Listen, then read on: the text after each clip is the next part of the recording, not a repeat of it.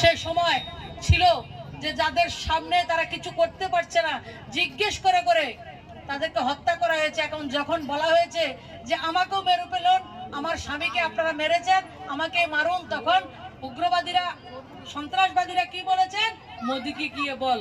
সেটাই সন্ত্রাসবাদীরা ভুল করেছে। দেশের কোনো আন্দোলনে জাতি জনজাতি, হিন্দু মুসলমান, বৌদ্ধ খ্রিস্টান প্রত্যেকটা মানুষ আমাদের মোদিজির সঙ্গে, আমাদের ভারতীয় আর্মির সঙ্গে দাঁড়িয়ে গেছেন।